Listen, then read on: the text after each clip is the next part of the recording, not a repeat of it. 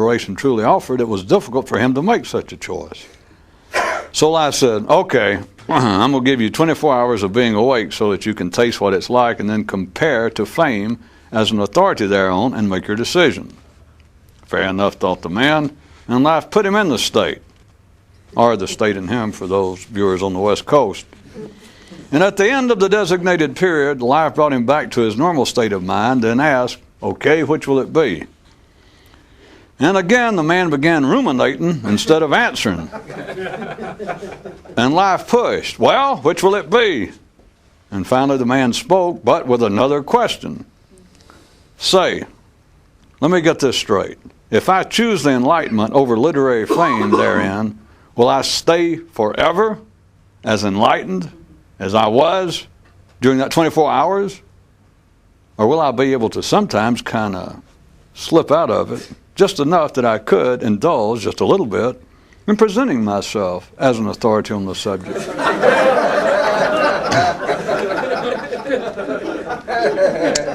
And life forthwith reached down, grabbed the mystic, and hit the man smartly upside the head, causing his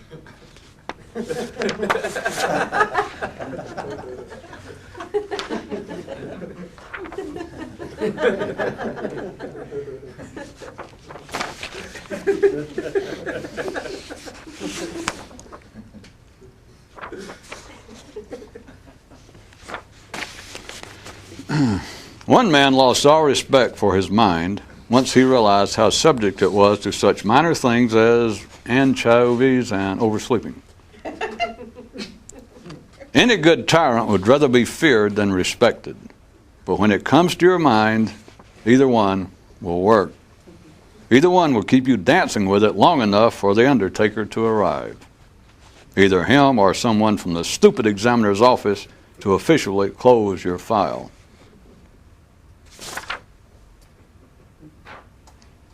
The vat. The problem, as an alert man sees it, is in first falling into the vat and then in becoming part of the vat. Never mind all the lesser ones. The supreme approaches are the struggle to be conscious of yourself and to not be, to remember yourself and to forget yourself, and to be mindful and mindless. All else is just warm-up time, preludes to nothing. Listen, they're playing my song. How can you be sure? Because they're all my song. How can that be? Because they're all played in my head. The digital age was made possible by the efforts of the enlightened who long ago realized that everything can be represented by a 1 and a 0. Who knows what will occur if the rest of humanity ever catches up to their further realization that 1 and 0 are the same thing. There was once a world in which the creatures had 2 tongues, one in their mouths, like us, and another directly connected to the mind. Wait a minute. Are you sure we're talking other worlds here? Back to architecture. Civilization, that is, humanity as a mental whole on the physical move, civilization got the idea for awnings from certain early on observations certain now forgotten men made inside their own skulls. Whew. Oh my, but I do so love a striped pattern. Oh, put me down for a solid any day. Okay, you Nellies, make up your minds. My crew ain't got all day. We got a job waiting at an office building with 2,000 windows. Plus, it's obvious. You obviously don't yet realize that it's all the same. Stripes, solid, checks, it doesn't matter. They're all the same. You know, it's not that often that you see a man in the building trades who displays such an understanding of the mind. At least not right out in the open. Update.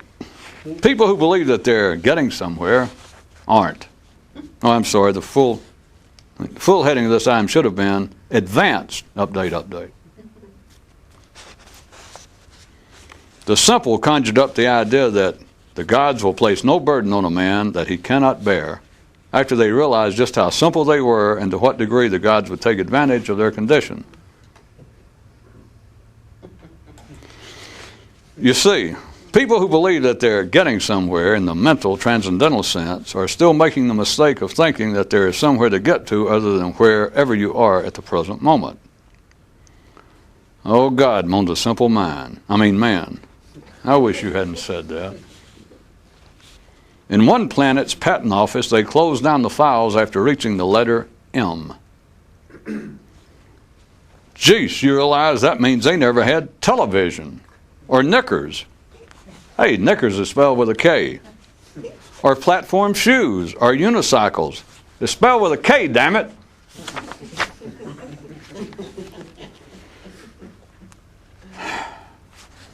Q&A. One man asked another man a question to which he replied, I don't know. And after the first man revealed the answer, the other man said, well, right after I don't know, that was going to be my next guess.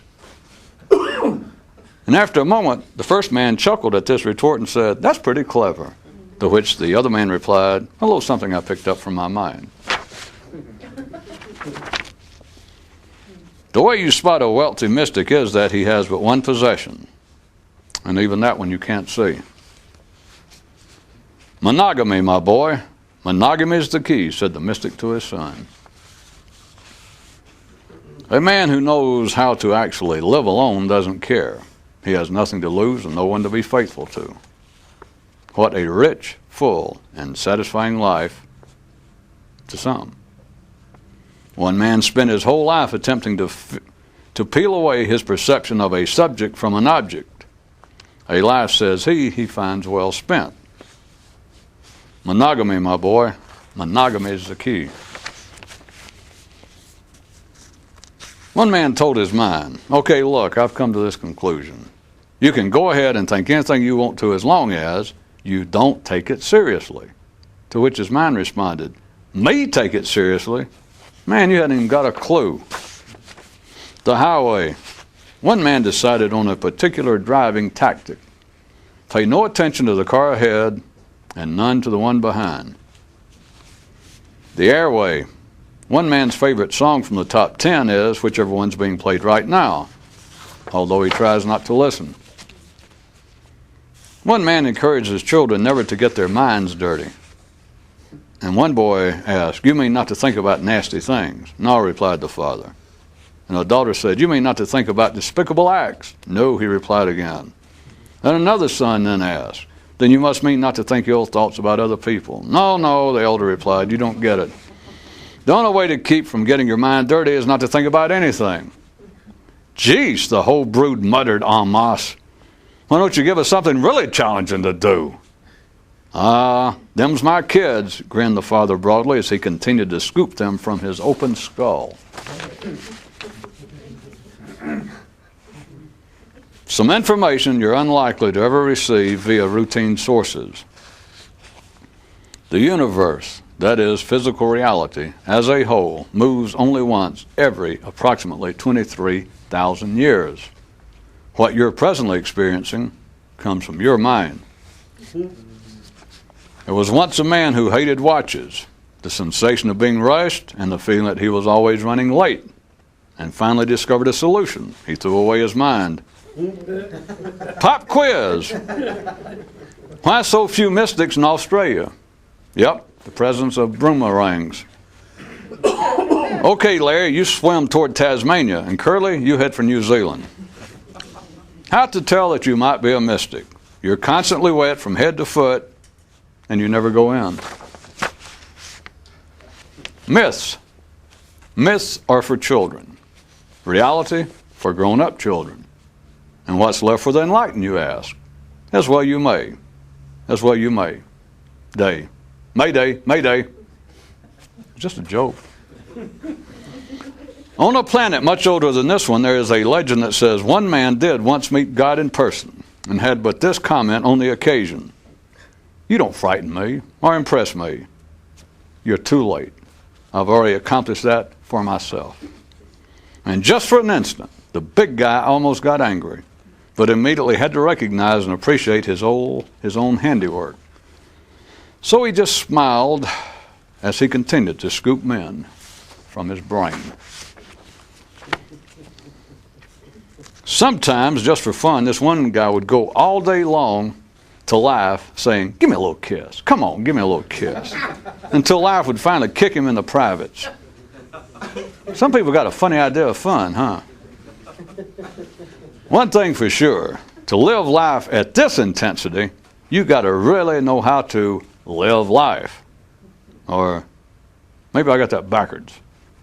Maybe it's you got to really not know. No, never mind. That's what a kick in that area can do to you. The two-eyed view is that sometimes it's empty and sometimes it's full. Just imagine what the three-eyed view is. One man heard a voice in his head saying, "Look into my eyes, look into my eyes." And he shook himself, declaring, "I ain't marrying no hypnotist. At least not again, I ain't." Which could have caused the source of the voice much laughter.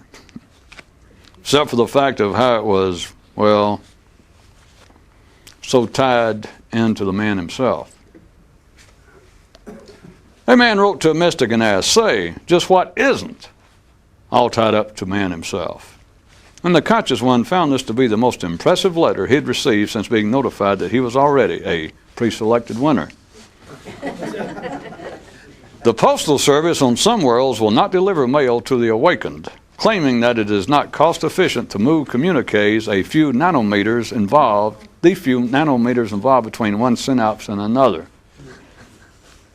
The enlightened make great neighbors to themselves. Come on, baby. Look into my eyes. Just once. Being part of a mystical operation is at best a metaphor for being part of a mystical operation. Come on, baby. Look just once.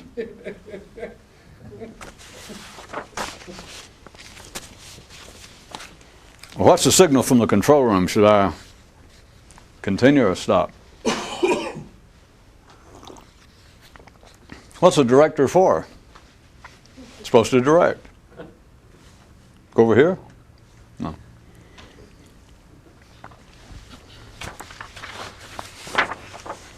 For those of you watching on your microwave, that was a little, I think it was a little inside television humor. I don't know how I would recognize it.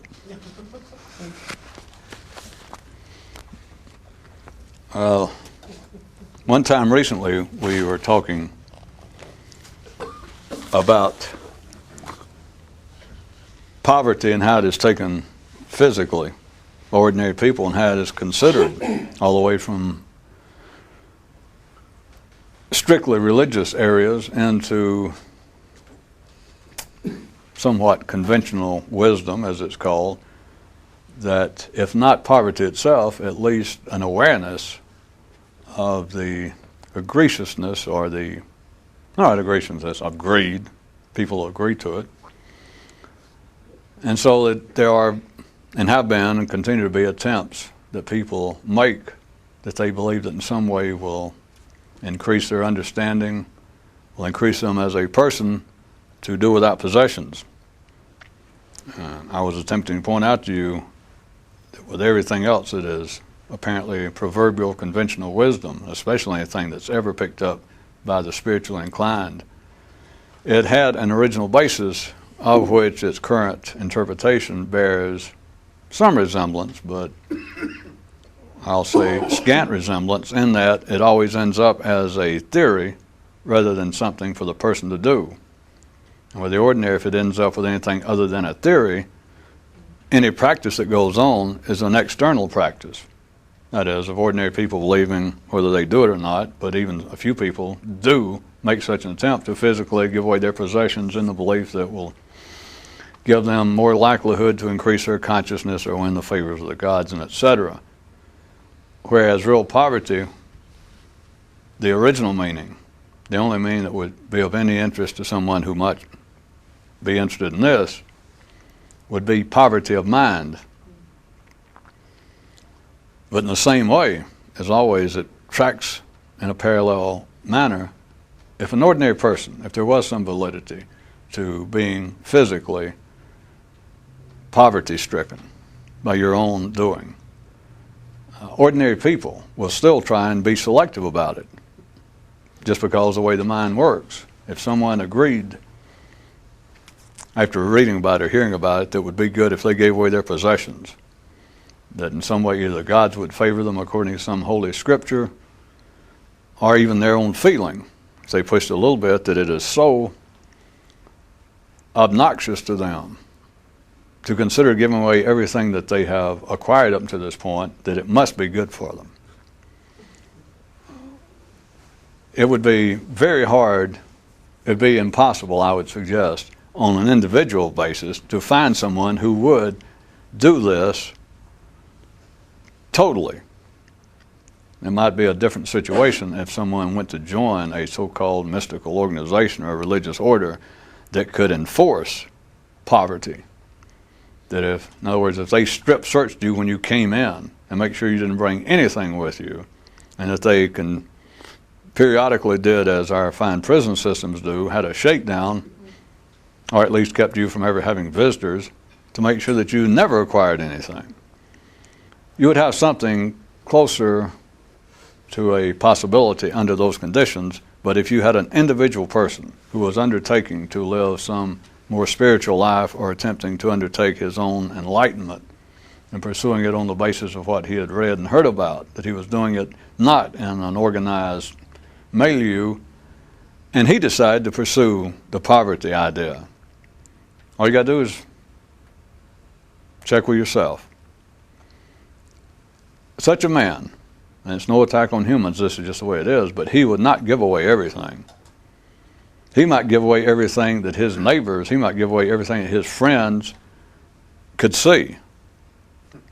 But there would be something or some things that he would be very unlikely, I suggest perhaps, that he would find impossible to give away. And it's easily explainable. The human mind can always do it, because if he gave away 95, 98% of everything he owned and only kept 2%, give the man a break.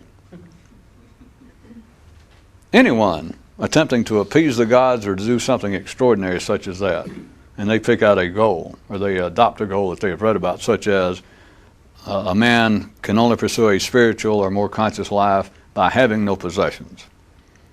And he adopts that. So to have no possessions is a 100% deal. And he gives away everything but 2%. Give the man a break. That would be his feeling. No one else even tries that. There would be nothing, I'm assuming you're following the point, that it's not an attack on people, but I'm telling you, and check with yourself for validation. If you decided, if you're an ordinary person, and you got carried away in some apparent mystical fervor, and decided, I will do this, and you gave away the deed to your house, you took all your clothes and you gave it to people on the street, you cleaned out your bank account, God knows what, there would be something. You end up your stamp collection, your CD collection, or at least part of it, or a few books. There would be something. Think about it, wouldn't you?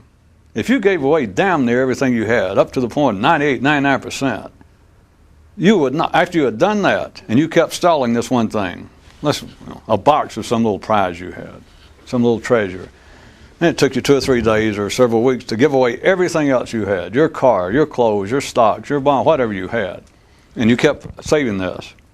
You kept giving away everything else.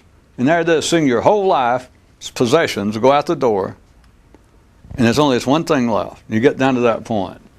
After somebody had been through that, they would not hesitate to keep that. My God, they've given away everything else. It has memories, whatever it is. That is not, if there was any true use of poverty, does anybody understand by now? There's not, but if there was, not only poverty, but other things that the ordinary mind believes, religious people, that there would be absolute metaphysical, extraordinary, supernatural benefits would accrue to someone if they would but do so and so, such as give away all their possessions, or if they would but pray 24 hours a day, or 10 hours a day, or perhaps even if they would just go to Mass or to church or to the synagogue every day for some service, that if somebody picked out something that required that kind of continuing effort that was far beyond the norm, that there would be some extraordinary benefit occur to them. Even if that was true, there's no way to prove this, but you people realize that if you did not do it to the full extent, if you did it with any reservations, if it had any extraordinary potential to start with, you've lost it. And that is not in some sort of mystical realm. It's true in every realm. It's true down to the crudest physical realms, that if you attempt to do something, and if it does have the capacity, the potential to offer some extraordinary, that is, that it seems to almost have a larger payoff than what the cost was, which is what supernatural, that's what people imagine it would be. Even try to reverse some process. If somebody was an alcoholic and their liver was about to kill them, the poor stage of their liver after all these years, and the doctor says, you're going to die, and the man is convinced of it just from his own experience. He says, okay. And he continues, instead of, he'd been drinking a fifth a day. And so he stops for a day or so, or a couple of hours, and he thinks, well, a couple of shots. This is not a medical commentary, but you do know when you reach a critical point and you're now trying to reverse some process at a very crude, at a very physical level, you must do it completely. But in the same way, if prayer, if fasting, if meditating, if giving away your possessions, if it had the possibility of reversing some natural process or producing some result that seemed supernatural, that seemed to be of more value than the cost, even if it were true, if you hold back, if you keep a penny in your shoe, if you miss a day, if you start off and you have adopted the idea from somewhere that you must go and pray 20 hours a day, you must do it 7 days a week, and you must do it for the full 20 hours. You must take up some position, go to an altar or sit somewhere in a cell and do it. And you say, yes, I will, and you start doing it. And then you decide, my God, 20 hours, that's too much, I'll do it 19. If there was any potential, and you adopted the idea to start with, once you make conditions, once you shave points, it would not work even if it would have ever worked. Now to the reality of it. Whoever first said that, and whoever still understands it, anyone who's listening right now and understands it, the only poverty that would change a man, the poverty on which the idea, on which all religious ideas and conventional wisdom is based, is the poverty of mind. But it must be complete. Even ordinary people, non-mystics, attempt some form of poverty of mind. Anyone who's in analysis, anyone who talks to a friend or neighbor or family member for advice, people who sit around and, as it's called, reflect on the nature of their life and their problems, they are engaged in a partial, they're engaged in a low-level, non-understood engagement with poverty. Someone goes to a psychiatrist, someone seeks help. What are they asking for? They're asking for to be relieved of certain ideas. Not all ideas. If you could find a psychiatrist and you said, I keep thinking a few things that drive me crazy, whatever it is, it doesn't matter, but the way my mother mistreated me, the way I mistreated my mother, can you help me? The psychiatrist says, how much money you got? And the man tells him, he says, not only can I help you with those thoughts, I can get rid of those, I can get rid of all thoughts. First say, what? Are you crazy? It's just these. A man doesn't go to a doctor and says, I'm convinced that my drinking is beginning to adversely affect my health. Is there something you can give me or some way you can help me stop this habit? And the physician say, well, if you've got enough money, not only can I do that, you're lucky you came here, I can stop all habits. First, wait a minute. I didn't ask for all habits. All right? How about go to a minister, a rabbi, a priest, and say, my heart is sorely troubled by the life I'm leading. Can you relieve me of some of my sin, these particular sins? And the man of the cloth, the spiritual man, says, not only can I relieve you of those, I can relieve you of all sins. Wait a minute. Hey, don't jump off the deep end. I'll decide which sins I want to be relieved of. Realizing, I hope, that being treated of psychological ills, sins, habits, I'm speaking metaphorically in the case.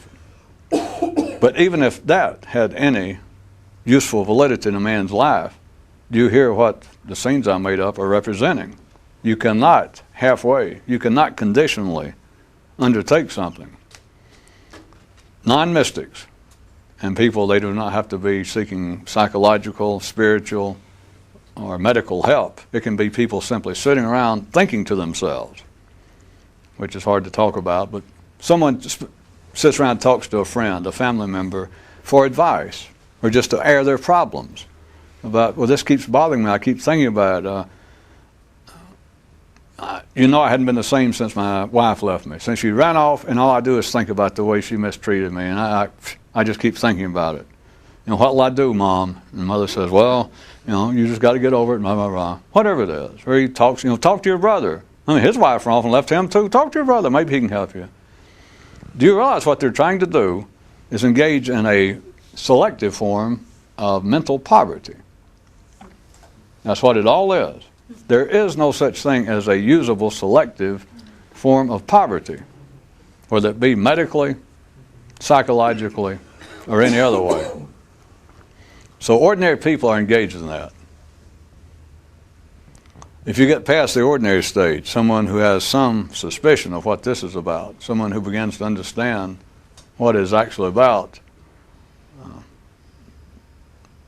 every night evidently I can come up with something, but for tonight I can say there is really not much of a better, a superior phrase than to say that the whole trick is mental poverty. But it can't be conditional. There is no such thing as conditional poverty of any kind. Was the point I was making by the hard physical examples. You understand, you can say that somebody may be poor, but they're not actually in poverty. Not complete poverty if they've got one thing. You have to be stripped of everything, or else it's conditional poverty. It's just you're poor, or you're poorer than other people. You cannot be conditionally, mentally in poverty. Every time that you look outside yourself to attempt to do this, you're holding on to something.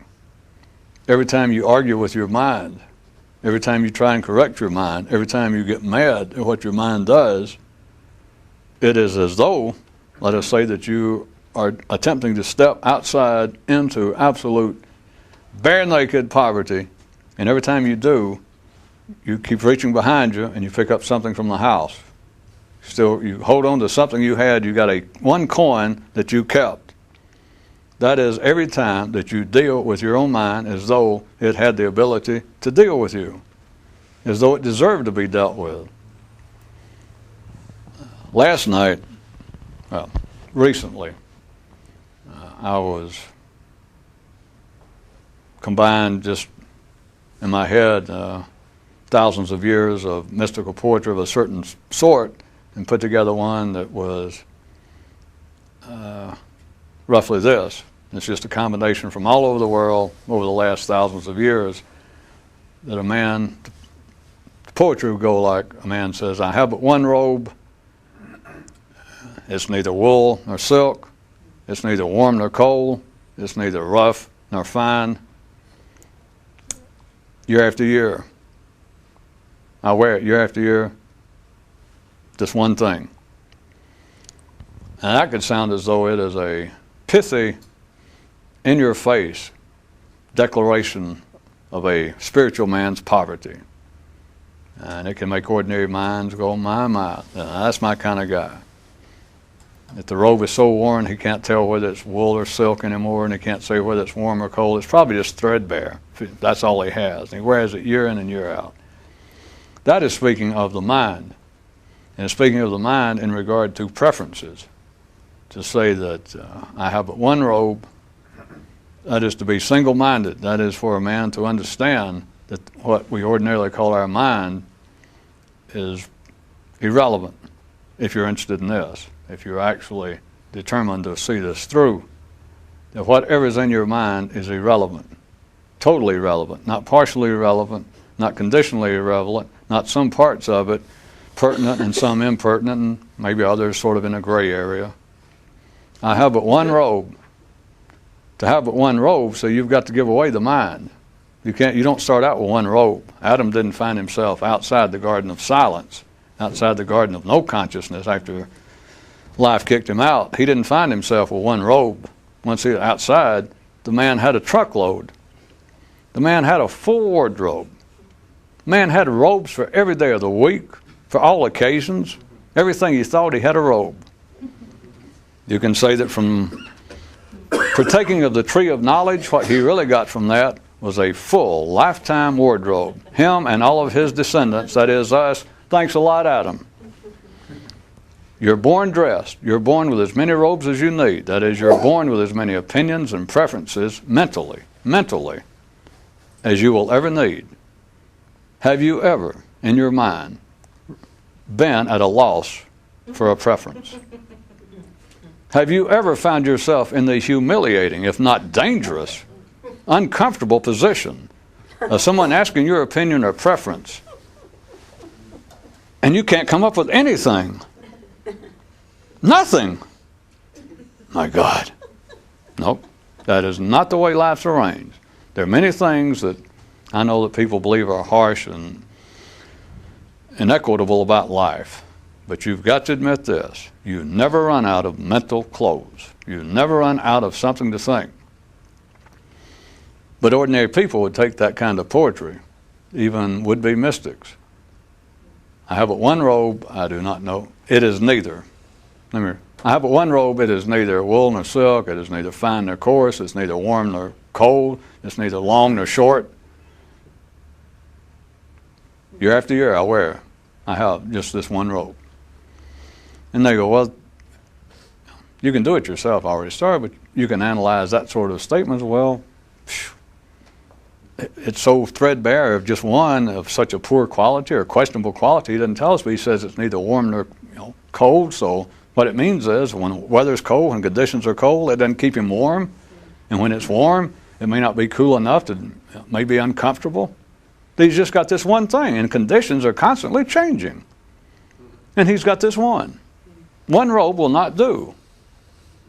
The conditions, the weather, the temperature, the humidity is in a constant flux. Except in areas of science fiction where they have now operational anti-flux machines. But as conditions continue to change, a man must have a change of wardrobe. Life has provided such, so that no one, unless they have made some obscure, extraordinary efforts, are down to one robe. It takes almost a lifetime of effort to have one robe. And you cannot have one robe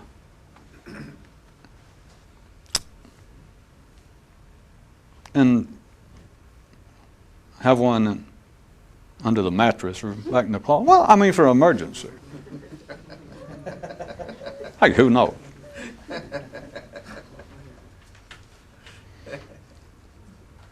You either got one robe or you don't have one robe, which is an allegorical way of saying you have either discovered the nature of the mind, or else you are still in the vat and you have become part of the vat. You cannot separate you from the vat. You cannot separate you from the wardrobe. All you can do is pick at it. All you can do is find areas of your mental wardrobe that you find fashionably speaking, fashion in your fashion sense feels offended by some of your mental wardrobe. That's how, by the way, those of you of Western mythical inclinations. That is how God has kept man and woman, Adam and Eve, from going back to Adam and Eve and their progeny from going back to that unsavory state of nakedness. It keeps everybody clothed. Don't you think all the time? Yes, well, you're clothed.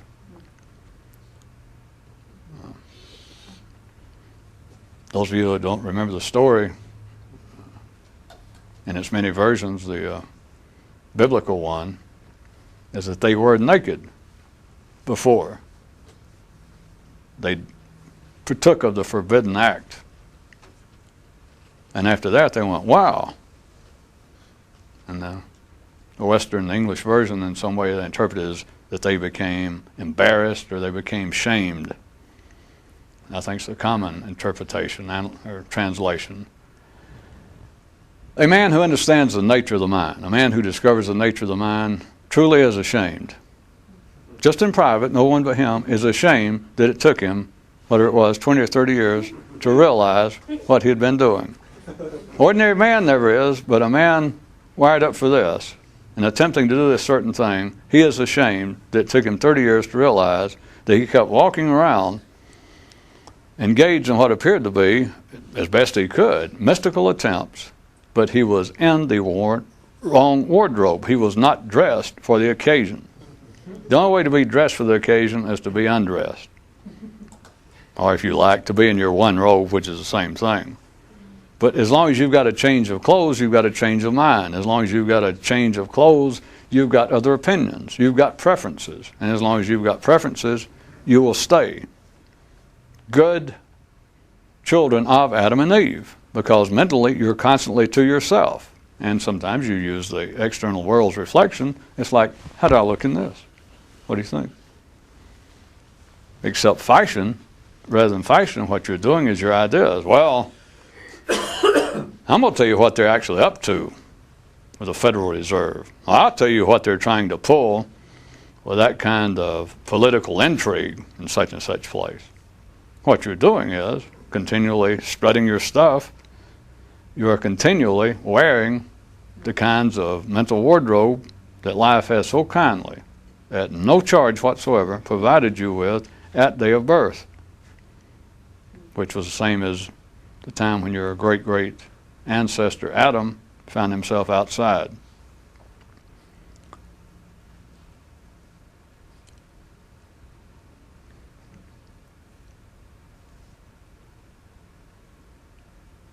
Does anyone find it interesting, just in a strictly rhetorical sense, because it's certainly not interesting to ordinary people, that through all of the so-called gains and new understanding of psychiatry, psychology, conventional wisdom, but let's take the professionals, because they went to school.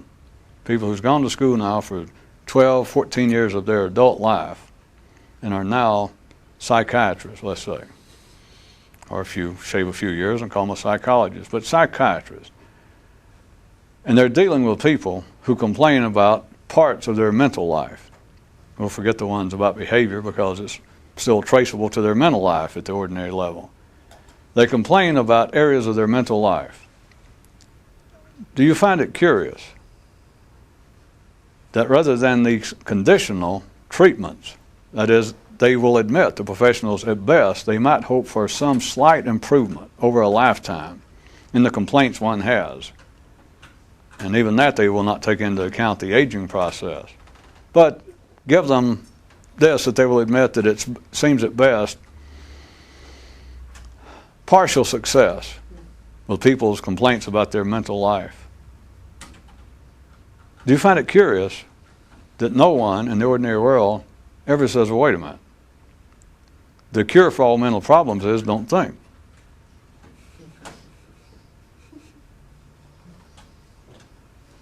Why has there not someone made their reputation in the world of psychiatry? By showing up at a convention or just sometime it go, my God, rather than all this, Peter dicking around in your pocket trying to, stop this feeling, keep talking about how your mother, keep repeating it over and over, try to, write it down, wait a minute.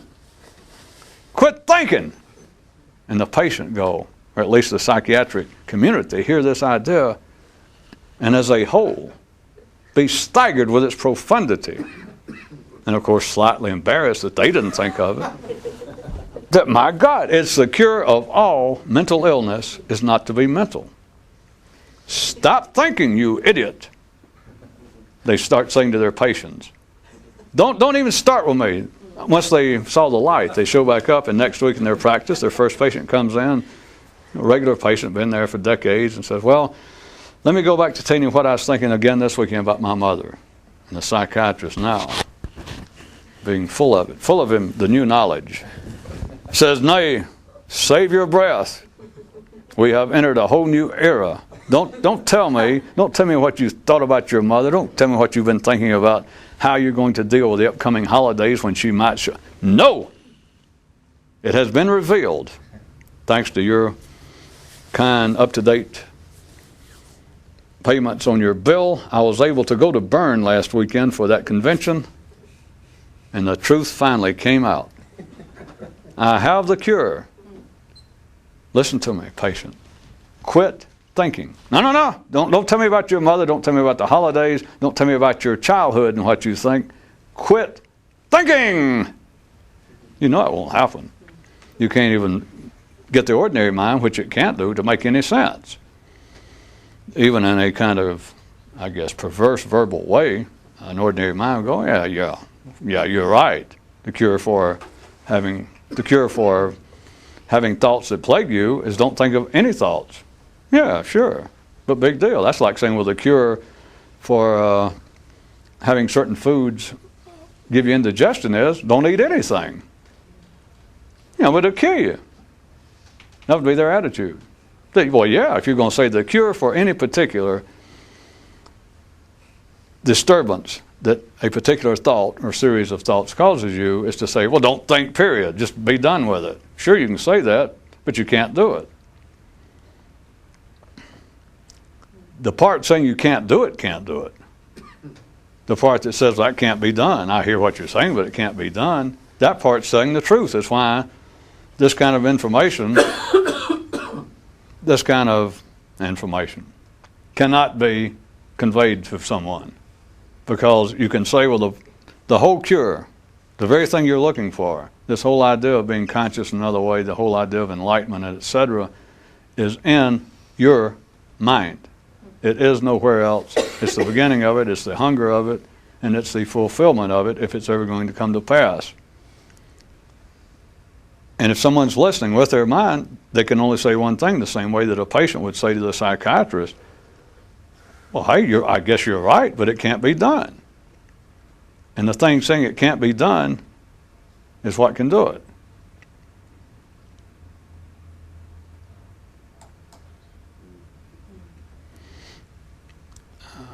I'm tempted, I've done it before, to end and say, of course, it's a form of suicide, which has a certain dramatic ring to it.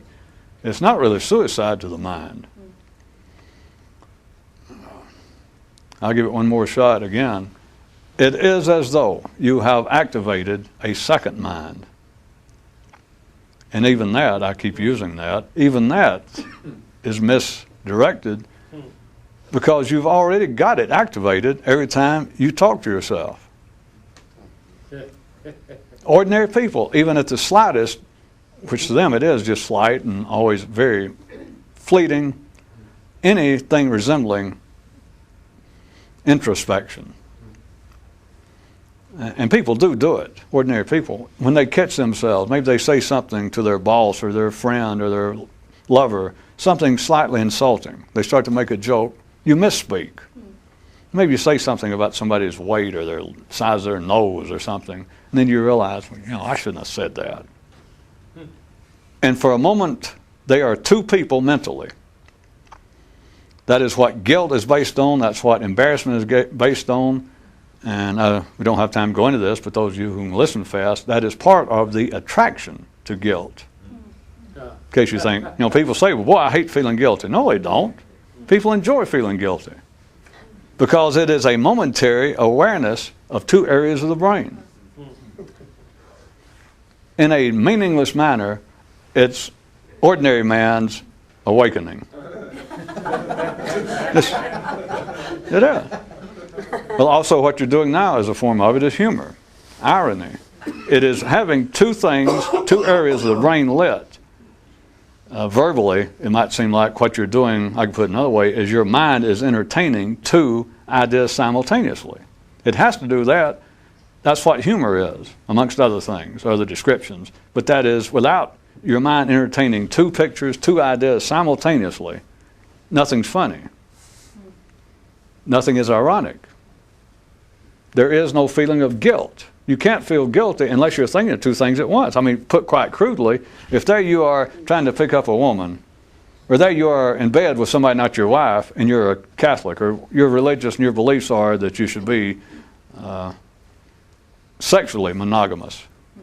For you to feel guilty about it, you have got to be aware that, well, I shouldn't be doing this, as far as your mind's concerned, one place. You've got to be aware of it while you're aware that you're doing it. You can't be just aware of one.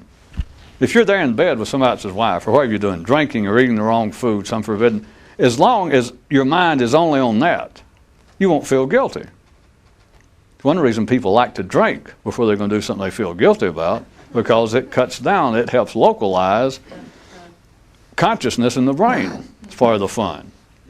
But to feel guilty, to laugh, to be sarcastic, you have got to have two areas of the brain just momentarily activated. So when I say that if you could, when the mind says, when it hears the idea that the cure for all disturbing thoughts, or I'm telling you people, the way, one of the shortcuts or one of the descriptions of the fastest way to achieve another state is to tell the mind you should be, only have one robe, or you should be nude. You should have no contrived ideas. You should not put on any preference. You should not lend yourself anymore to your mind saying, well, I like a warm robe, I like a cool robe, I like a silk robe, I like chocolate, I like pistachio. I'd like to go here. I'd like to see those people. If you could stop that, not selectively, but stop all that, and the mind says, okay, well, even if I hear that, what the hell does it mean? How can I stop? And you go, wait, you right now talking to me saying, how can I stop? You're it. You're what I'm looking for. And it goes, what? And not just that. Unless you can hold a dual awareness there for a moment, then you become it, and you lose sight of the fact of it saying, how can I do it? And you think, well, you've got to be able to do it because you just asked me about it. You are the very place I'm looking for. And it goes, where? Why is it looking? There is no where but here, mentally. So, as I started to say, it's not really fair to call it suicidal. If you get to the point on your own to see it, you kind of wish it was suicidal, which would be one description of permanent enlightenment. Steady state enlightenment once you reach it. But it's not so much suicidal as it is that you can ignite two areas of the mind, and of course the original one, you got no problem. As I said, you were born with a full wardrobe, you were born with a full tank of gas. That thing will run until the undertaker shows. So that's not the problem. But if you can keep them both lit, it's not so much a matter of suicide of the original, but as you have shifted the attention, you have shifted the fuel, you become blind and deaf to the first one. It's as though it does not exist. It's as though you are now bereft of it, that you have given it away, that you now only have the one robe, you only have the one in which you are now by your own will, by your own effort, by your own understanding, by your own choice after you discover it. That I can be here, and I can through a certain, if you want me to quote one of the news stories tonight, if I can, was a certain man was born with an open wound, and for many years, with no success, attempted to heal it. And then he discovered a method requiring constant attention whereby the bleeding would stop. But then he found that he couldn't seem to give it the continual attention it needed, but just knowing that he could slowed the flow. The intent of that was what I'm talking about right now. It's not so much a matter that you absolutely do it, although if you can, right on, bravo to you. But to approach it on the basis of something that you can actually feel and experience at any time you want to, that is, that you can bring on this kind of state of dual awareness. And when you do, then what was going on in your mind stops momentarily. As long as you hold that awareness right now of just, I am conscious right here in my head, that I have stilled the waves in the vat. Or it's like this globe in here, and you empty it. You suck everything out, and it's like a void, like a vacuum in there, and it's all still, nothing going on. And as long as you hold your attention to it, as long as you use that certain method that man discovered, the bleeding stops, the activity stops. The mind is not dead, the original mind, but it stops. For what reason, I don't know. You either like it or you don't. You either think, yes, that's what I'm after. When you can hold them both, when you can hold awareness of that, even if you can't constantly, or you don't constantly do it, past a certain point, it has an effect of just knowing it. It's not a matter of just time, but that's what I've been, of course, saying to you guys about a certain kind of discovery, that there's something fairly simple that you can do, that you can keep that area of the brain, that is the original mind, the yakking mind, you can keep it on hold, in neutral, at bay, in the closet. Well, it's in a non-existent closet. And now you can stand naked with just one robe, poverty-stricken, full, rich, and satisfied. That's a hell of a way to end, though, what I consider to be a fairly inspirational and uplifting lecture tonight, by having to live on a sad fiscal note. That is, to point out that in this area, a man can only stay rich while he stays constantly, I'm talking about second to second, on his toes. You got to be able to hold the money, because every time you let go, you're done for. Oh, you mean you lose all your money and become poor? No, worse than that. Every time you let go, you become rich again. You're surrounded by that shit. It's clothes everywhere. Goddamn, it's brown clothes, white clothes, striped clothes, awnings with checkers on them. Hot clothes, cool clothes, hip clothes, square clothes. Clothes you wouldn't be caught dead in, clothes that the dead wouldn't be caught you in. Work on it.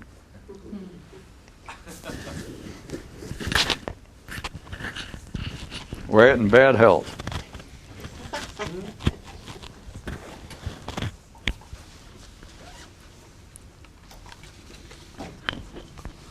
For those of you in as big a hurry as I know that some of us are, we have had a brilliant new suggestion.